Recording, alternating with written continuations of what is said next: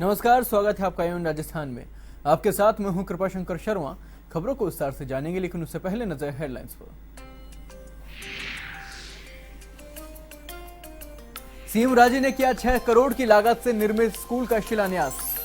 भामाशाह हरिप्रसाद बुधिया के निरक्षर पिता की याद में बच्चों को समर्पित किया स्कूल।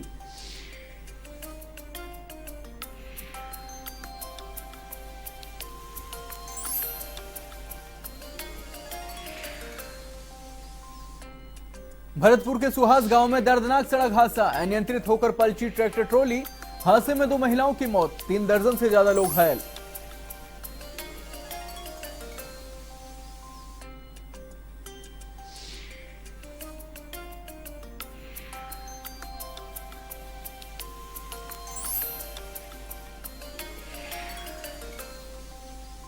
बाड़मेर के बालोतरा कल्याणपुरा में एसीबी की कार्रवाई, पर्यवेक्षक को 10,000 रुपए की रिश्वत लेते किया गिरफ्तार। आरोपी सेंट्रल कोऑपरेटिव बैंक में था ऋण पर्यवेक्षक।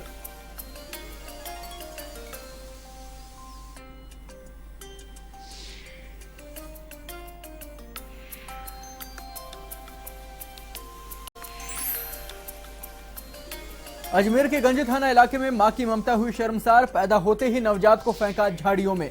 लोगों ने दी पुलिस को सूचना।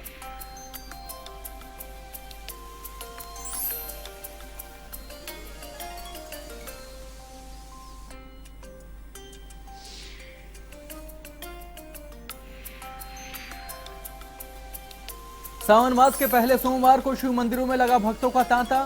शिवालयों में गूंजे हर हर महादेव के जयकारे। महीने भर चलेंगे कार्यक्रम।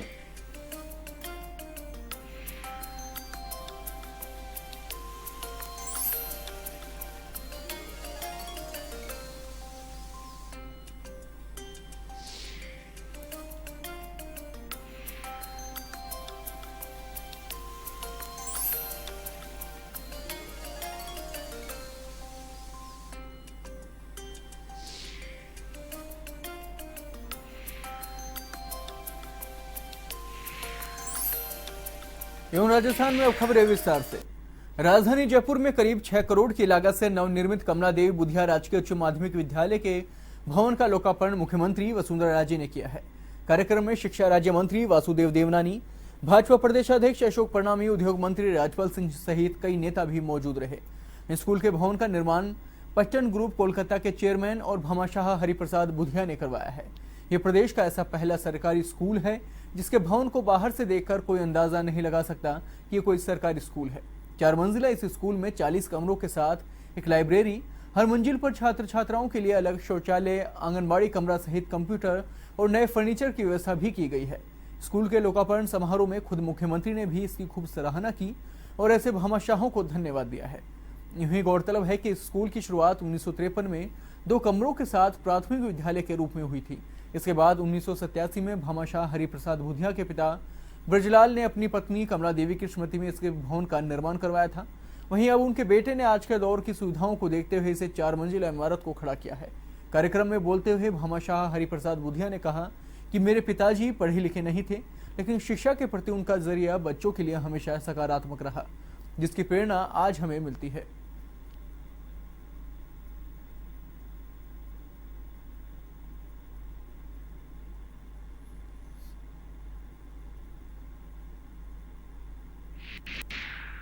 बहुत धन्यवाद देना चाहती हूँ आपको, आपके परिवार को, सबको धन्यवाद देना चाहती हूँ कि आपने अपने माता पिता के नाम पर इतना बड़ा काम करके राजस्थान की सरकार की तो मदद की है, परंतु राजस्थान के इतने सारे नन्हे मुन्ने जीवों को, नन्हे मुन्ने बच्चों को आगे ले जाने का काम किया। मैं मानती हूं कि शिक्षा एक ऐसी चीज है जिसके बिना इस दुनिया के अंदर कोई आगे बढ़ ही नहीं सकता। प्रतिस्पर्धा का जमाना है और इस कंपटीशन में लोग आगे बढ़ भी जाते हैं और बहुत सारे पीछे रह भी जाते हैं। ये जरूरी है कि हम लोगों को अब इस चीज को समझना है कि कंपटीशन के साथ साथ हमारे स्कूलों को भी बदलना है। आपका आशीर्वाद बना रहे, प्रोत्साहन मिले और बच्चों को आपकी छत्र छाया में इसका लाभ उठाने का पूरा एक तरह से सहयोग एवं प्रोत्साहन मिलता रहे। एक और मेरे थॉट आया था, मैं आपस में बात कर रहा था कि साधन को यूज करने के लिए सेकेंड शिफ्ट भी सोची जा सकती है क्या, क्योंकि साधन जब इतना मौजूद है तो क्यों नहीं उसका लाभ उठाया जाए। डिमांड है, ऐसा कि आज की अटेंडेंस से भी अपने देख सकते हैं, एक छोटे से नोटिस से और कहने का जब मालूम पड़ा तो बच्चे तो इतने उत्साहित और प्रफुल्लित हैं कि कहने में नहीं आता है, और सब अपने गार्जियंस को, पेरेंट्स को लेकर आए हैं और सब उसको एंजॉय कर रहे हैं। उच्च शिक्षा मंत्री किरण माहेश्वरी ने प्रदेश के 3 निजी विश्वविद्यालयों के खिलाफ कार्रवाई करने के निर्देश जारी किए हैं। इसके लिए खुद मंत्री की पहल पर प्रदेश के निजी विश्वविद्यालयों के संदर्भ में मिली अनियमितताओं की कमेटी बनाकर जांच करवाई गई थी।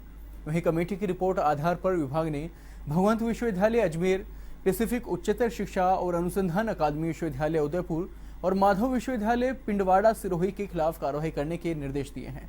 वहीं भगवंत विश्वविद्यालय पर अधिनियम के प्रावधानों के आधार पर उल्लंघन और जांच के दौरान पाई गई गंभीर अनियमितताओं को देखते हुए कारण बताओ नोटिस जारी कर दिया गया है।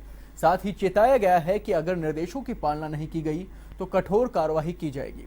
उच्च शिक्षा मंत्री का कहना है कि शिक्षा की गुणवत्ता के साथ किसी भी तरह का समझौता नहीं किया जाएगा और न ही किसी तरह का अनियमितता को बर्दाश्त भी किया जाएगा।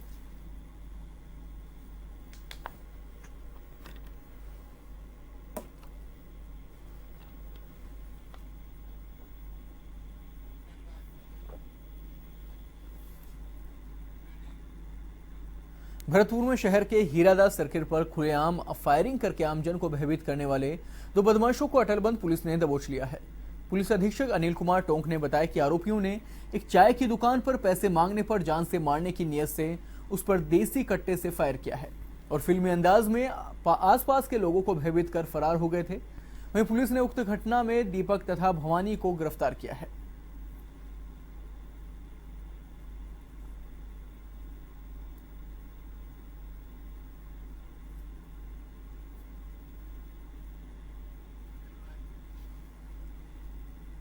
कोटा के उद्योगनगर थाना की कार्रवाई के दौरान देह व्यापार का भंडाफोड़ कर गिरफ्तार की गई 6 महिलाओं और 2 पुरुषों को पुलिस ने कोर्ट में पेश कर दिया है, जिसके बाद कोर्ट ने सभी आरोपियों को 24 जुलाई तक के लिए जेल भेज दिया है।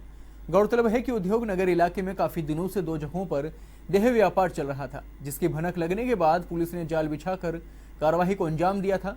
इस कार्रवाई में पकड़ी गई महिलाओं और पुरुषों में पति पत्नी भी शामिल थे।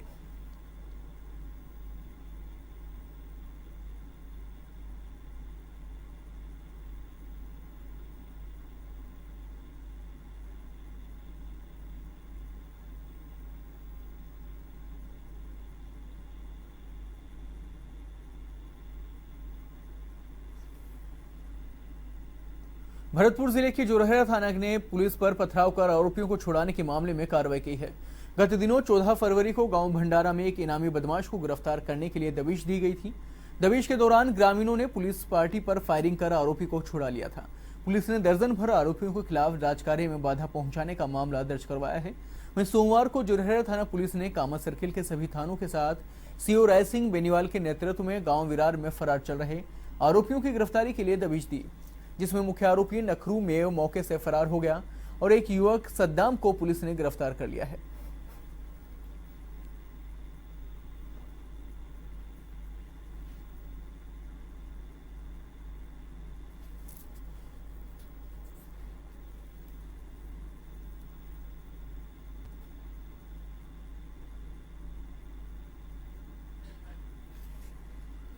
भरतपुर के रुदावल थाना के गांव नगलातुला में जमीनी विवाद को लेकर एक पक्ष के द्वारा दी गई मारपीट में एक दंपति गंभीर रूप से घायल हो गई है, जिसे इलाज के लिए जिला अस्पताल में भर्ती करवाया गया है। वहीं जानकारी के अनुसार समंदर सिंह का अपने परिजनों के साथ खेत की जमीन को लेकर विवाद चल रहा था, जिसको लेकर उन्होंने समंदर व उसकी पत्नी बतूल देवी के साथ मारपीट कर उन्हें घायल कर दिया। वहीं घायल के परिजन ने बताया कि समंदर अपनी पत्नी के साथ खेत पर जा रहे थे, तभी रास्ते में उनके साथ मारपीट की गई।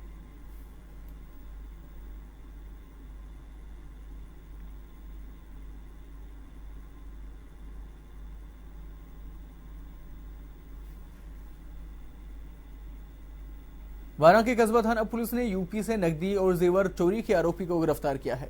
आरोपी ने दुकान मालिक को मिठाई में नशीला पदार्थ खिलाकर 4 लाख नकदी और जेवरात लेकर वहां से फरार हो गया था। पुलिस ने टीम गठित यूपी के आरोपी गांव भ्रमरा लीमोट पर दबिश देकर आरोपी को गिरफ्तार कर लिया है, जिसे न्यायालय में पेश किया गया है, जहां से कोर्ट ने उसे रिमांड पर भेज दिया है।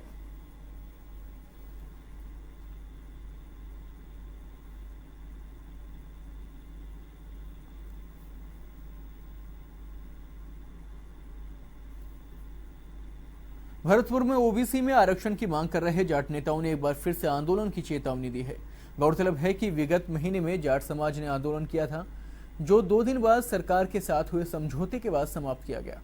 जिला कलेक्ट्रेट में जिला प्रभारी मंत्री और राज्य के चिकित्सा मंत्री कालीचरण सराफ प्रशासनिक अधिकारियों की बैठक ले रहे थे। तभी जाट आरक्षण संघर्ष समिति के पदाधिकारियों ने वहां नारेबाजी करते हुए वहां पहुंच गए और मंत्री को ज्ञापन सौंपकर शीघ्र ही कैबिनेट की बैठक का आयोजन कराकर आरक्षण देने की मांग की। संयोजक नेम सिंह ने बताया कि यदि सरकार ने 14 जुलाई तक कैबिनेट की बैठक आयोजित नहीं की तो 15 जुलाई से जाट समाज फिर से आंदोलन की रणनीति बनाने शुरू कर देगा।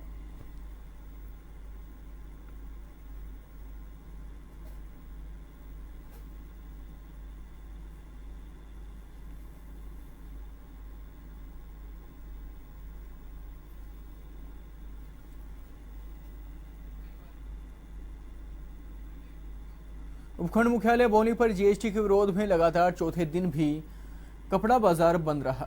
वहीं व्यापारियों ने जुलूस निकालकर नारेबाजी करते हुए मुख्य बस स्टैंड पर जमकर प्रदर्शन किया है।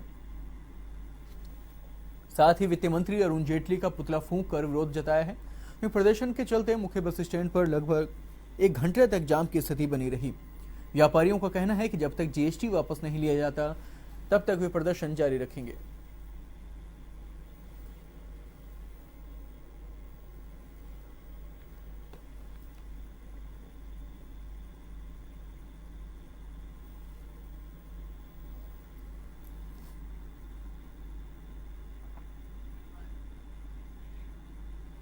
झुंझुनू जिले की खेतड़ी के एक परिवार की खुशियां चंद मिनट में ही मातम में बदल गई। अपने परिवार के बच्चों के साथ खेलते खेलते 6 वर्षीय बालक टंकी में गिरने से उसकी मौत हो गई। जानकारी के अनुसार खेतड़ी के वार्ड नंबर 19 में 6 वर्षीय बालक देवेंद्र खेलते समय टंकी में गिर गया, जिसको परिजनों ने बाहर निकालकर तुरंत राजकीय अजीत अस्पताल में लाया गया है, लेकिन अस्पताल में पहुंचने से पहले ही बालक ने दम तोड़ दिया। वहीं डॉक्टरों की टीम ने देवेंद्र को मृत घोषित कर दिया है। वहीं आपको बता दें कि घटना के बाद परिजनों का रो रो कर बुरा हाल हो गया है।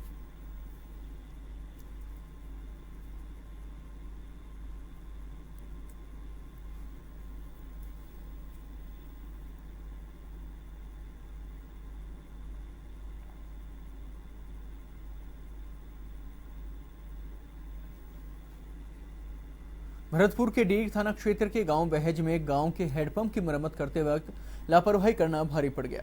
हेडपंप की मरम्मत करते वक्त लोहे का पाइप विद्युत की लाइन में संपर्क में आने से तीनों युवक करंट की चपेट में आने से गंभीर रूप से झुलस गए हैं, जिन्हें इलाज के लिए जिला अस्पताल में भर्ती करवाया गया है। वहीं जानकारी के अनुसार डीग थाना क्षेत्र के बहज गाँव में पानी का हैंडपंप खराब पड़ा था। सोमवार को गाँव के गुलशन पुत्र श्यामवीर, राजन पुत्र रमेश व केदार पुत्र छिद्दी हेडपंप की मरम्मत कर रहे थे। तभी हेडपंप में पाइप डालते वक्त लोहे का पाइप हेडपंप के ऊपर से जा रही विद्युत लाइन की संपर्क में आ गया, जिससे तीनों करंट की चपेट में आकर गंभीर रूप से झुलस गए हैं।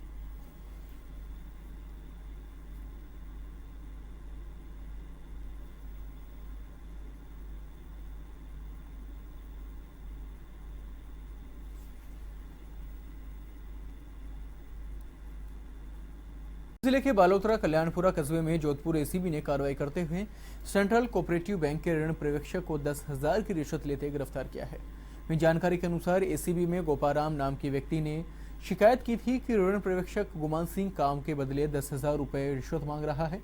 वहीं शिकायत के सत्यापन के बाद एसीबी ने कार्रवाई कर उसे रंगे हाथों गिरफ्तार कर लिया।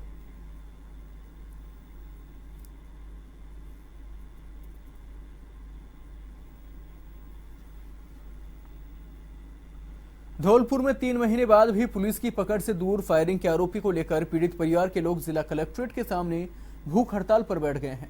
भूख हड़ताल पर बैठे लोगों ने भरतपुर पुलिस महानिरीक्षक, जिला पुलिस अधीक्षक और जिला कलेक्टर से आरोपियों की शीघ्र गिरफ्तारी की मांग की है। वहीं मृतक के भाई जितेंद्र ने बताया कि 31 मार्च को विजेंद्र को गोली मारी गई थी। गोली लगने से विजेंद्र की मौत हो गई थी। आरोपियों के खिलाफ कोलारी पुलिस थाने में नामजद मामला भी दर्ज करवाया गया है, लेकिन पुलिस आरोपियों को अभी तक नहीं पकड़ पाई और आरोपी सरेआम घूम रहे हैं। पीड़ित ने बताया कि आरोपी परिजनों को धमकी भी दे रहे हैं।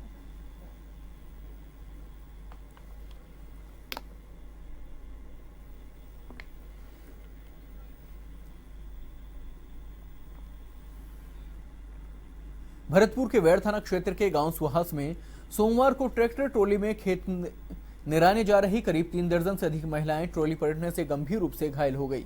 वहीं 2 महिलाओं की दुर्घटना में मौत हो गई है। घायल महिलाओं को इलाज के लिए वैर के सामुदायिक स्वास्थ्य केंद्र में भर्ती करवाया गया, जहां हालत गंभीर होने पर 16 महिलाओं को व युवतियों को भरतपुर रेफर कर दिया गया है। वहीं जानकारी के अनुसार भरतपुर के वैड़ थाना क्षेत्र के गाँव सुहास की करीब 50 महिलाएं पास के गाँव खोरा में खेतों पर मजदूरी करने जा रही थी। इस दौरान ट्रैक्टर ट्रॉली में वो लोग जा रही थी। गांव से कुछ दूर निकलते ही बदनपुरा मोड़ पर तेज गति से चल रही ट्रैक्टर ट्रॉली पलट गई, जिससे ट्रॉली में सवार करीब 3 दर्जन से अधिक महिलाएं घायल हो गई। वहीं दुर्घटना में 2 महिलाओं की मौत भी हो गई है। दुर्घटना में घायल कुछ महिलाओं ने बताया कि ट्रैक्टर चालक ने शराब पी रखी थी और वह काफी तेज गति से गाड़ी चला रहा था, जिसके चलते यह हादसा हुआ।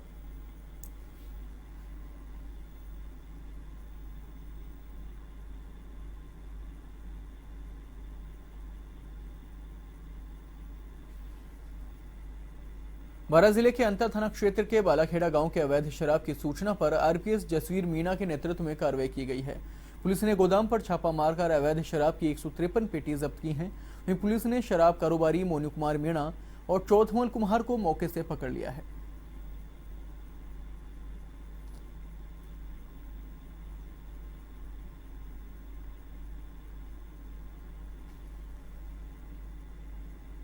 नावा क्षेत्र के खाखड़ा की व अजमेर जिले की सीमा पर लगते सिनोदिया ग्राम में लगातार अवैध बजरी खनन किया जा रहा है और करीब 50 से 60 गाड़ियां अवैध रूप से बजरी दोहन करने में लगी हुई हैं। सुप्रीम कोर्ट के आदेशों की खुलेआम उड़ाई जा रही हैं धज्जियां।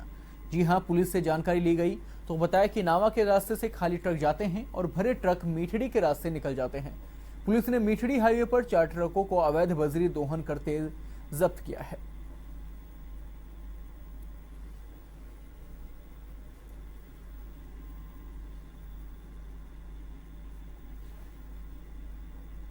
भरतपुर में मथुरा गेट थाना क्षेत्र में नगर निगम के पास 2 अंडे के ठेले लगाने वाले 2 युवकों में किसी बात को लेकर कहासुनी हो गई। देखते ही मामला मारपीट में बदल गया, जिसमें एक युवक ने दूसरे युवक पर चाकू से हमला कर दिया, जिससे युवक गंभीर रूप से घायल हो गया है। उसके बाद घायल युवक को परिजनों ने उसे इलाज के लिए जिला आरबीएम अस्पताल में भर्ती करवाया है।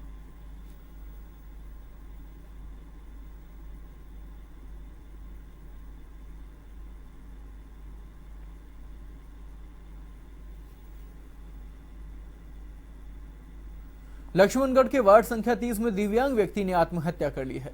घटना की सूचना मिलने पर पुलिस मौके पर पहुंची और फंदे से झूल रहे दिव्यांग को नीचे उतरवाया गया है।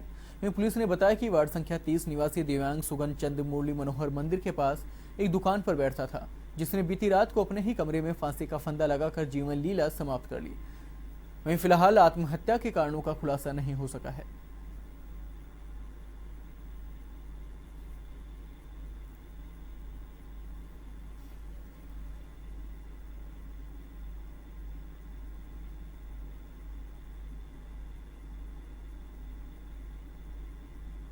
धौलपुर जिले के तहसीलदार कार्यालय के पास स्थित सरकारी मित्र पर अवैध वसूली को लेकर एसडीएम ने छापा मारा है। उन्होंने कार्रवाई करते हुए सामान को सीज कर कर्मचारी को पुलिस के हवाले कर दिया है। वहीं मित्र पर तैनात कर्मचारी मूल निवास, जाति प्रमाण पत्र सहित अन्य प्रमाण पत्रों पर छात्रों से अवैध वसूली के नाम पर 5 गुना राशि लेता था। एसडीएम मनीष फौजदार ने बताया कि लगातार कई दिनों से छात्रों की शिकायत मिल रही थी। छापामार कार्रवाई की तो वहां मौजूद छात्रों ने बताया कि कर्मचारी प्रमाण पत्रों पर सरकारी दर से 5 गुना राशि ले रहा है। वहीं एसडीएम ने कार्यालय में कागजों की जांच पड़ताल कर पुलिस को सूचना दी है। वहीं सूचना पर पहुंची पुलिस ने कर्मचारी को गिरफ्तार कर लिया है।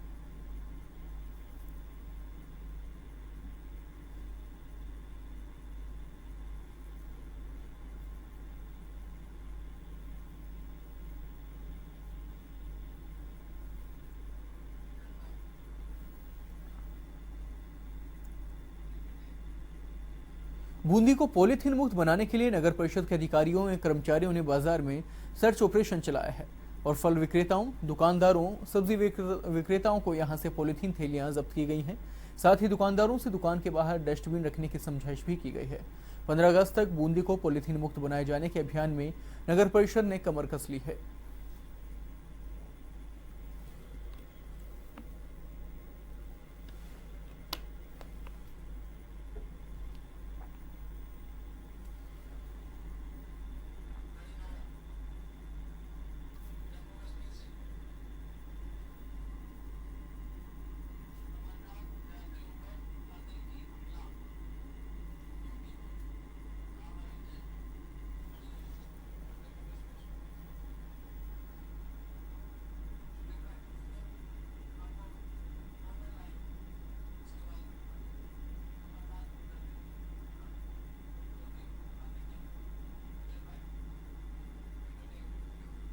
इस वक्त की बड़ी खबर आ रही है जम्मू कश्मीर से।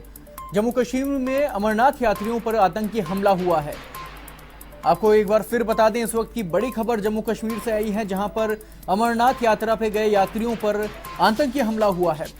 ये हमला 3 जगहों पर किया गया, जिसमें 2 लोगों की मौत हो गई है।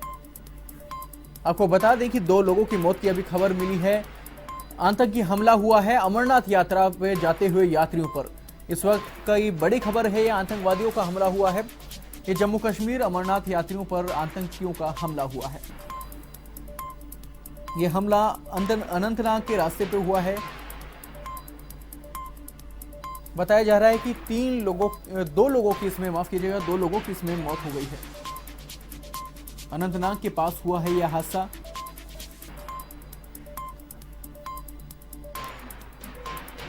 इस वक्त की बड़ी खबर सामने आई है, जम्मू कश्मीर में आतंकवादियों ने हमला कर दिया है अमरनाथ यात्रियों पर।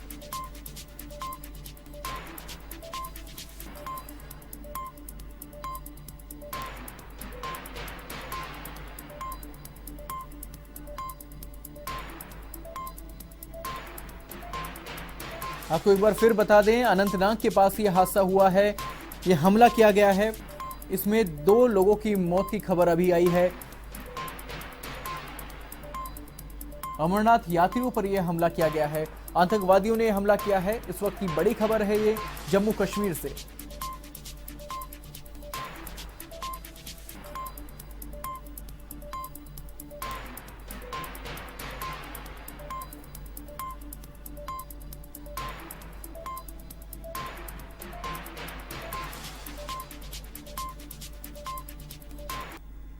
हिंडौन वस्त्र व्यवसाय संघ की ओर से जीएसटी के विरोध में शहर के मुख्य बाजार में होकर रैली निकालकर चौपड़ सर्किल पर वित्त मंत्री अरुण जेटली के पुतला फूंका गया है। इस मौके पर उपखंड क्षेत्र के महू, सुरोट, श्री महावीर जी के वस्त्र व्यापारियों ने भाग लिया है और जीएसटी के विरोध में जमकर नारेबाजी की।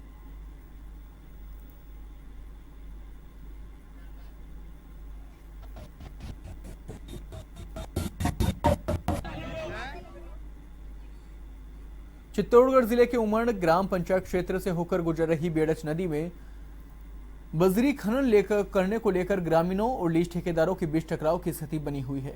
ग्रामीणों का कहना है कि बजरी लीज धारक के निर्धारित क्षेत्र में खनन नहीं करने के किसानों के खेतों तक गहरी खुदाई कर बजरी खनन कर दी गई है, जिससे किसानों को समस्या हो रही है। वहीं जानकारी के अनुसार ग्रामीणों ने खनन विभाग के अधिकारियों को भी मौके पर बुलाया है, वहीं लेकिन बजरी ठेकेदार के साथ मिलीभगत होने से मौका मुआयना करके चले गए।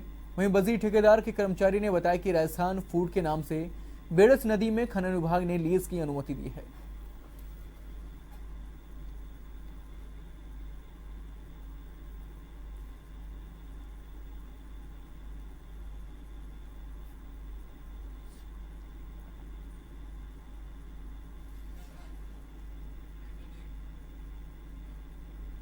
भीलवाड़ा कच्ची बस्ती के लोगों ने पट्टों की मांग को लेकर जिला कलेक्ट्रेट कार्यालय के बाहर ढोल बजाकर प्रदर्शन किया है। उन्होंने मुख्यमंत्री के नाम जिला कलेक्टर को ज्ञापन देकर पट्टे की गाइड की कट ऑफ 2012 करने की मांग की है। विकास मंच के जिलाध्यक्ष गोवर्धन सिंह कटार ने इस बारे में कहा कि कच्ची बस्ती के लोग पिछले कई दिनों से मकानों के पट्टे बनवाने के लिए परिषद के चक्कर लगा रहे हैं, लेकिन गाइडलाइन में वर्ष 2003 होने के कारण उन्हें समस्याओं का सामना करना पड़ रहा है। वहीं क्योंकि जिले में 2003 के बाद सीधे 2012 में राशन कार्ड बनवाए गए थे, जिसके कारण कई व्यक्ति इस सुविधा से महरूम है। इसके लिए 2003 को बदलकर 2012 कर दिए जाने से कई लोगों को मंत्री कालीचरण सराफ ने राष्ट्रीय खाद्य सुरक्षा के तहत आवंटित खाद्यान्नों का 100% वितरण पोस्ट मशीन से करने के निर्देश दिए हैं। प्रभारी मंत्री कलेक्ट्रेट सभागार में विभिन्न विभागों के जिला स्तरीय अधिकारियों की बैठक की अध्यक्षता कर रहे थे। बैठक में विधायक विजय बंसल ने चंबल पेयजल परियोजना की धीमी गति पर नाराजगी व्यक्त करते हुए ये जानकारी दी है।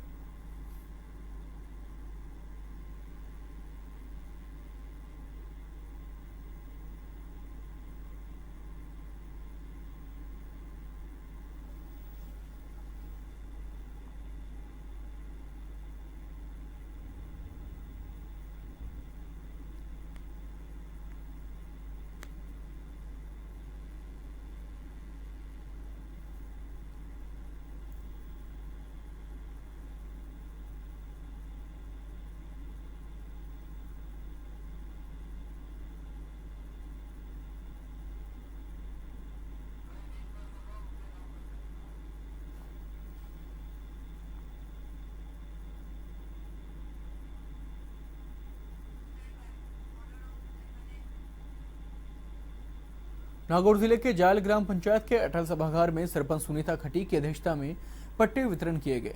पट्टे वितरण कार्यक्रम में सरपंच के अलावा विकास अधिकारी, ग्राम सेवक एवं उप सरपंच रहे मौजूद। इस दौरान करीब 100 से अधिक पट्टे वितरित किए गए हैं। सरपंच सुनीता खटीक ने कहा कि ग्राम पंचायत में विकास के लिए बजट की कोई कमी नहीं है।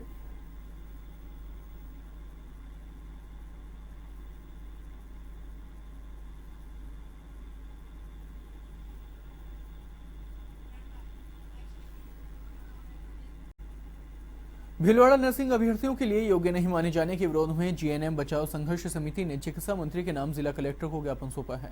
उन्होंने इससे पूर्व महात्मा गांधी चिकित्सालय में जिला कलेक्ट्रेट कार्यालय तक मौन रैली निकाली। वहीं संघर्ष समिति के जिलाध्यक्ष लकी बुआयत ने इस बारे में बताया कि एम्स भुवनेश्वर, रायपुर, ऋषिकेश, दिल्ली द्वारा स्टाफ नर्स ग्रेड द्वितीय में जीएनएम अभ्यर्थियों को शामिल करने की मांग की गई है। वहीं ब्यावट ने कहा कि जोधपुर एम्स द्वारा 2015-16 में विज्ञापन जारी किया गया था, जिसका देश भर में अभ्यर्थियों ने विरोध दर्ज करवाया था। इसमें बीएससी को ही नर्सेज के लिए मान्यता दे दी गई थी, वहीं जीएनएम को बाहर रखा गया था।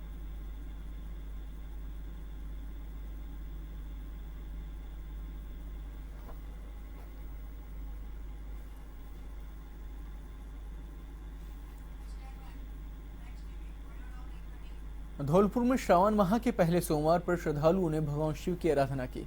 श्रद्धालुओं ने बेलपत्र, धतूरा और दूध से भगवान शिव की आराधना की। में पौराणिक मान्यता है कि श्रावण मास में बाबा भोले की पूजा करने से भक्तों को सुख, शांति और समृद्धि की प्राप्ति होती है और विशेषकर सावन का महीना भगवान शिव को समर्पित होता है और चारों ओर हरियाली के साथ मल्हार शुरू हो जाता है। जिले के शिव मंदिरों में श्रद्धालुओं ने हर हर महादेव के मंत्रोच्चार किया और पूजा अर्चना की।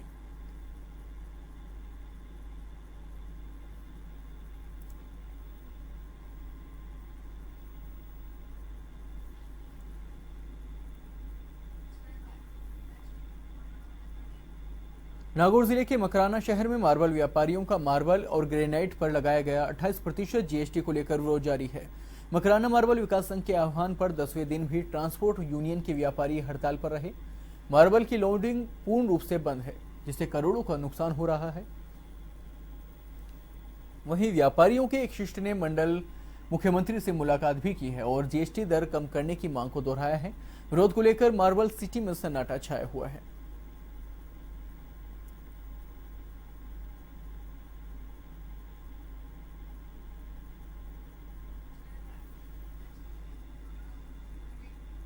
करौली में एआईसीसी के निर्देश पर संगठन की मजबूती को लेकर पुरानी कलेक्ट्रेट सर्किल स्थित सुंदर पैलेस में बैठक आयोजित हुई। बैठक कांग्रेस जिलाध्यक्ष ओम प्रकाश मामू की अध्यक्षता में संपन्न हुई, जिसमें संगठन की मजबूती को लेकर चर्चा की गई है। साथ ही कांग्रेसियों द्वारा संगठन को मजबूत करने की बात भी रखी गई।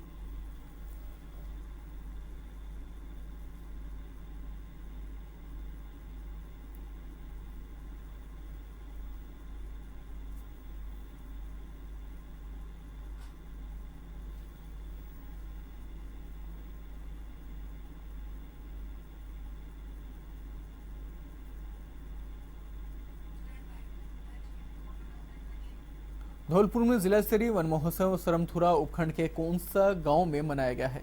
वन महोत्सव में वृक्षारोपण, पौधों और उनसे जुड़ी जल संरक्षण संरचनाओं और मृदा का संरक्षण करने की शपथ ली गई। वहीं कार्यक्रम में मुख्यमंत्री जल स्वावलंबन अभियान में पोखर खुदाई का कार्य भी शुरू किया गया है। पोखर के आसपास 200 पौधे लगाए गए हैं। कार्यक्रम में जिला कलेक्टर सुचि त्यागी ने कहा कि हमारी संस्कृति में वृक्षों का बड़ा महत्व है और वृक्षों में देवताओं का निवास माना गया है।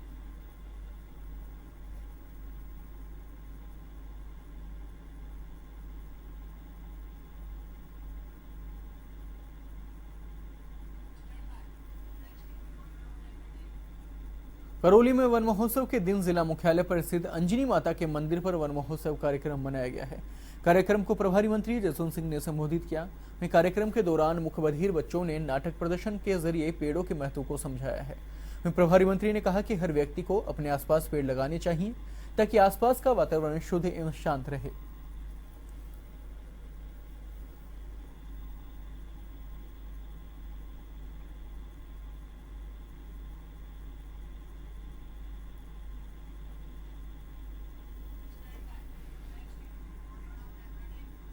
भरतपुर में जिले के प्रभारी मंत्री कालीचरण सराफ ने रंजीत नगर में जिला स्तरीय वन महोत्सव का शुभारंभ किया। उन्होंने कहा कि मुख्यमंत्री जल स्वावलंबन अभियान राज्य के विकास में मील का पत्थर साबित होगा। इसके तहत जिले में लगभग 2 लाख पौधों का रोपण भी किया जाएगा। उन्होंने कहा कि वन महोत्सव के दौरान लगाए गए पौधों को संरक्षण मिले, इसकी जिम्मेदारी स्थानीय लोगों को लेनी होगी, तभी हम अपने अभियान में सफल हो पाएंगे। उन्होंने कहा कि वर्तमान में वाहनों के बढ़ते दबाव एवं प्रदूषण से बचाव के लिए वृक्षारोपण किया जाना आवश्यक है।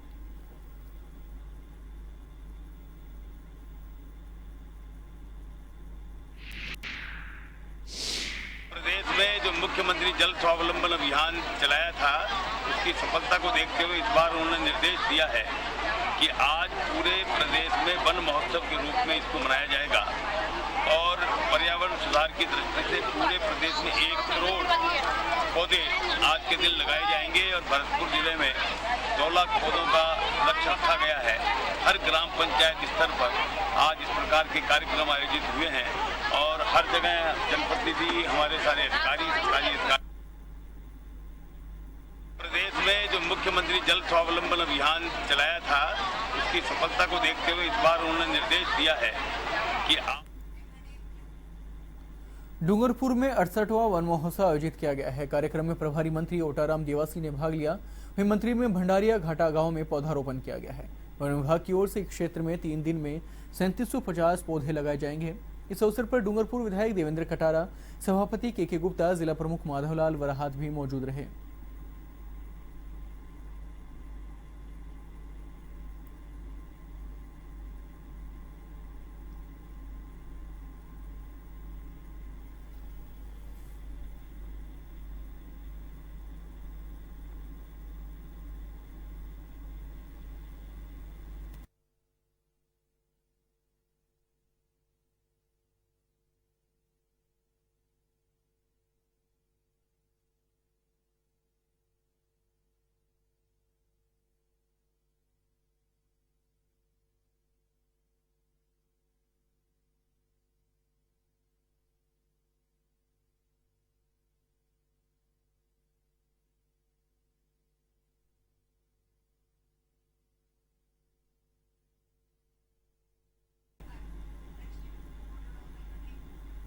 अलवर में पिछले दिनों एक स्टाम्प वेंडर का लाइसेंस निरस्त करने का मामला तूल पकड़ने लगा है।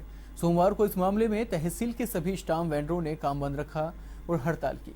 इस दौरान स्टाम्प वेंडरों ने महल चौक स्थित स्टाम्प कलेक्टर कार्यालय के बाहर नारेबाजी करते हुए विरोध प्रदर्शन किया है।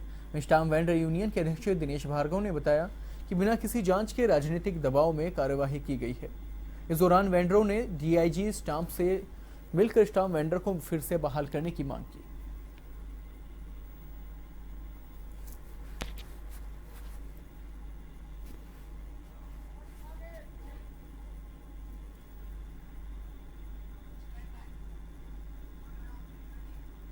बाड़मेर के गुढ़ामालानी अस्पताल में 3 दिन से भर्ती प्रसूता की तबीयत बिगड़ने से रेफर करने के बाद प्रसूता की मौत हो गई है। मौत के बाद गुस्साए परिजनों ने अस्पताल परिसर में शव को रखकर जमकर हंगामा किया। परिजनों ने चिकित्सकों पर लापरवाही का आरोप लगाते हुए चिकित्सकों को निलंबित करने की मांग की है। सूचना पर काफी संख्या में पुलिस बल चिकित्सालय में तैनात कर दिया गया। आपको बता दें कि गुढ़ामालानी क्षेत्र की विवाहिता को प्रसव पीड़ा होने पर परिजनों ने अस्पताल में भर्ती करवाया था, लेकिन तबीयत बिगड़ने पर चिकित्सकों ने बाड़मेर रेफर कर दिया है। वहीं चिकित्सालय से पहुंचने से पहले ही प्रसूता की मौत हो गई। परिजनों ने चिकित्सकों को लापरवाही बताते हुए चिकित्सालय परिसर में शव रखकर प्रदर्शन किया है।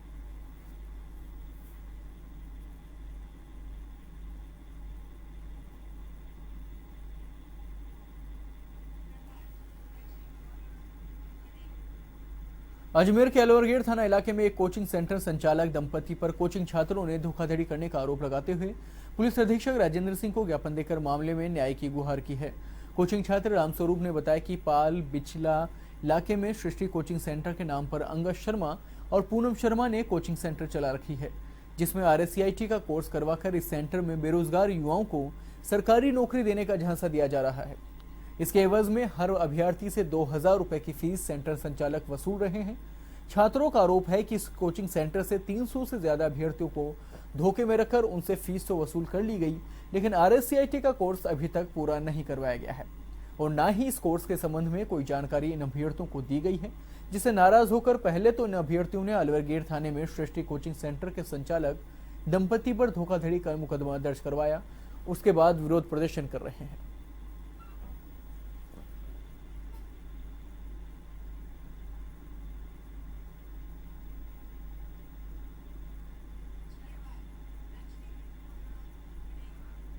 चूरू जिले के गांव रेडखला में जिला स्तरीय वन महोत्सव के साथ ही मुख्यमंत्री जल स्वावलंबन अभियान के तहत वृक्षारोपण कार्यक्रम का भी आगाज हुआ।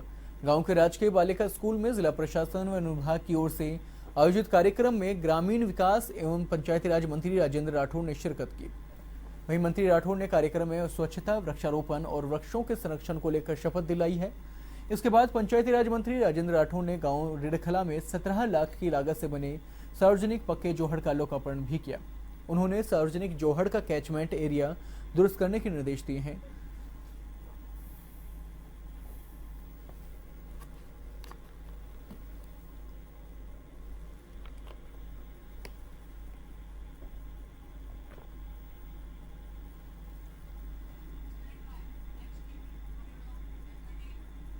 भीलवाड़ा के हरणी महादेव मंदिर में श्रावण के पहले सोमवार को महिलाओं ने शिवलिंग पर जल अभिषेक किया है। मंदिर के बाहर लोगों की कतार लग गई। हरणी महादेव का मंदिर प्राचीन मंदिर है। श्रावण के पहले सोमवार को सुखिया सोमवार के रूप में भी मनाया जाता है।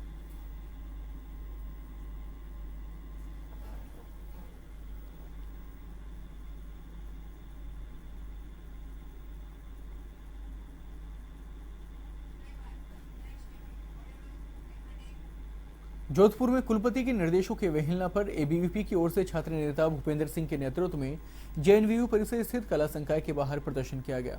भूपेंद्र सिंह ने बताया कि कुलपति के निर्देशानुसार 5 जुलाई को विश्वविद्यालय का नियमित सत्र शुरू होना चाहिए था, जो आज तक शुरू नहीं हो पाया है। साथ ही नए विद्यार्थियों के एडमिशन लिस्ट तक जारी नहीं की गई है।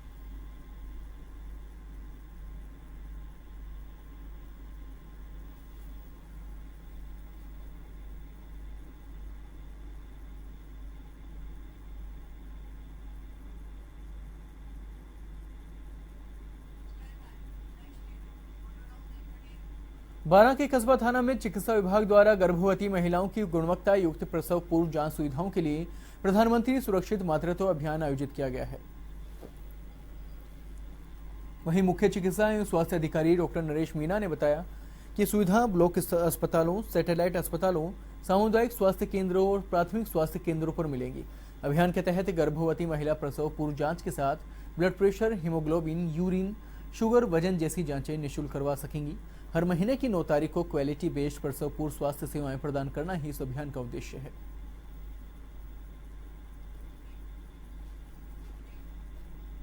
भारी वाहनों में एडवांस टेक्नोलॉजी के साथ साथ हर चीज बेहतर करने में बड़ी ट्रक बस कंपनियां लगी हुई हैं। भारत बेंज ने भी अपनी आधुनिक तकनीक से लैस ट्रकों और बसों को उतारा है। चोमू रोड पर एक रिसोर्ट में आयोजित कार्यक्रम में राजस्थान के तमाम डीलर्स ने हिस्सा लिया। वहीं भारत बेंज ने अपने नए तकनीक वाले ट्रकों को प्रदर्शित किया है। इस तकनीक के बारे में हमारे संवाददाता वैभव ने बातचीत की भारत बेंच के जयपुर जिले के डीलर से।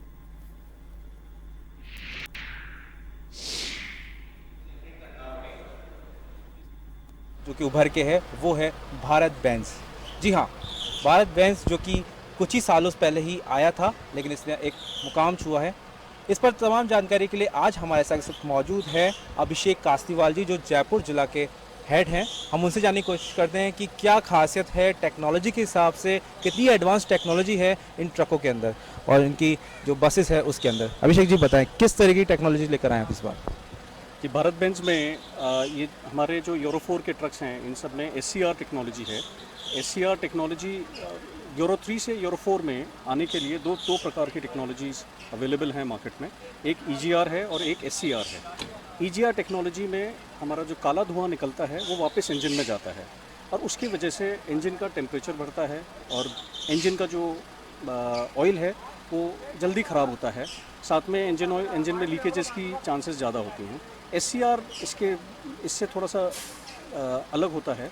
उसमें खाली जो एग्जॉस्ट गैस बाहर निकलती है उसमें बीच में एक सेंसर लगा हुआ है और एक स्प्रे होता है, जिससे कि जो पॉल्यूशन जा रहा है वो पॉल्यूशन वहाँ पे अरेस्ट हो जाता है। तो इंजन के ऊपर कोई एडिशनल दबाव नहीं पड़ता है और ऑयल हमारा ख़राब नहीं होता है। साथ ही में भारत बेंज ने जो अपना अभी मॉडल लॉन्च किया है, यूरो 4 तो भारत बेंज के पास ऑलरेडी था, पिछले 1.5 साल से, पिछले साल अप्रैल से भारत बेंज ऑलरेडी यूरो 4 बेच रहा था। आज की तारीख में हिंदुस्तान में लार्जेस्ट रोड के ऊपर सबसे ज़्यादा नंबर भारत बेंज के ही चल रहे हैं। और इन्होंने अभी जो मॉडल निकाले हैं, ये जो मॉडल आप देख रहे हैं यहाँ पे, ये सारे मॉडल्स, ये इनका एक नेक्स्ट अपग्रेड है 4.0। यूरो 4 के साथ में, भारत स्टेज 4 के साथ में एक नेक्स्ट अपग्रेड आया है, जो कि हमारे पुराने मॉडल के साथ में माइलेज में और बेटर हैं। हमको एटलीस्ट कुछ मॉडल्स में हमको 8 to 10% की माइलेज बेटर मिल रही है। ये थी ट्रकों की बातें, लेकिन इसमें खास बात यह है कि भारत बेंज ने बसेस का भी निर्माण किया है। और भारत बेंज की बसेस की बात करें तो काफ़ी स्कूलों ने भारत बेंज की बसेस ले रखी हैं। यहाँ पर भारत बेंज की बस भी है। इस बस की खासियत हमें इस बस की लाइट से पता लग रहा है। हमने अक्सर देखा है कि LED लाइटें जो होती है वो ऑडी या मर्सिडीज, BMW में होती है, लेकिन इस बस को अगर हम देखें तो इस बस में काफ़ी खासियत है। तो अभिषेक जी हमारे साथ में, हम इनसे जानने की कोशिश करते हैं कि क्या क्या खासियत इस बस में है और किस तरीके से, क्योंकि बच्चों का जीवन होता है, ट्रांसपोर्टेशन को लेकर बच्चों को जिस तरीके से फैसिलिटीज़ दी जाती है, बस की एक अहम रहती है, AC हो नहीं हो, सारी चीज़ें होती है। अभिषेक जी क्या कहेंगे कि इस बस की खासियत क्या है और भारत बेंज अब इस बस को किस तरीके से प्रयोग कर रहा है? ये सबसे पहले सेफ्टी का कंसर्न है, क्योंकि इसमें बच्चे ट्रांसपोर्ट होते हैं। बच्चों के लिए कंफर्ट, साथ में सेफ्टी स्टैंडर्ड्स जो हैं वो आज तक अभी हिंदुस्तान में देखे नहीं गए थे। ये स्टैंडर्ड्स हैं इसमें। हर सीट पे सीट बेल्ट्स हैं बच्चों के लिए। साथ में कहीं भी पूरे बस के अंदर के एरिया में, चाहे बाहर का एरिया कहीं भी आप ले लीजिए, कोई भी पेनी या हाथ कटने के लिए ऐसा कोई कंस्ट्रक्शन के लिए ऐसा कोई मटेरियल यूज़ नहीं किया है, ना ऐसा कोई डिज़ाइन है इसके अंदर। तो ये थे अभिषेक कासलीवाल जी, जो कि जयपुर के रीजनल हेड मान के चलें आप, वो हैं। और उन्होंने साफ तौर पे कहा कि बस चाहे ट्रक हो चाहे बस हो, ये एक सेफ्टी मोड है।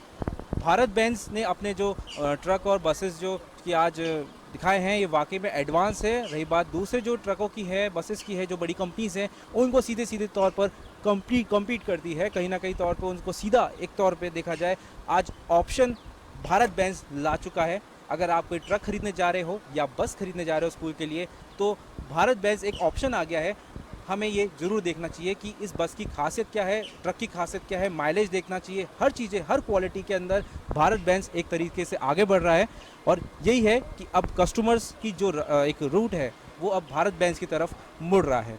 कैमरा पर्सन विजय गिरी के साथ वैभव लोढ़ा, A1 TV, जयपुर। भारत पाक सीमा से सटे सरहदी इलाकों में अब सीमा सुरक्षा बल के जवान ऊंट गाड़ियों पर पेट्रोलिंग करेंगे और साथ ही सरहद पर हरित क्रांति का संदेश भी देंगे। बता दें कि गाड़ियों पर 3-4 जवान एक साथ सीमा पर चारों तरफ पैनी निगरानी करते हुए लंबे समय तक इलाकों की देखरेख कर सकेंगे। पेट्रोलिंग के दौरान गाड़ियों में पानी के ड्रम रखे जाएंगे। सीमाओं की पेट्रोलिंग के साथ ही पौधों को पानी भी पिलाया जाएगा।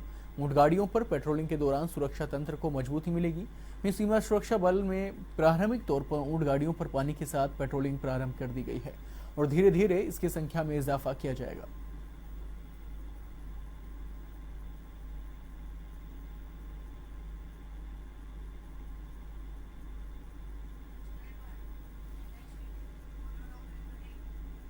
ब्यावर के निकटवर्ती मांडावास ग्राम में शहीद मसान राजकीय प्राथमिक विश्वविद्यालय में शिक्षकों की कमी है।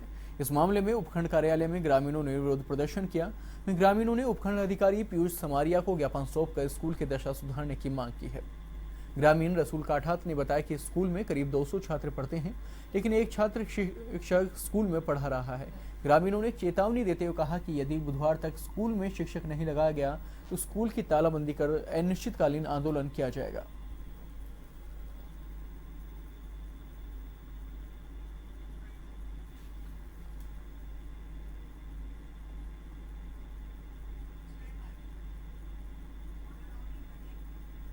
फिलहाल खबरों में इतना ही। देश और दुनिया की बाकी खबरों के लिए देखते रहिए A1 TV। नमस्कार।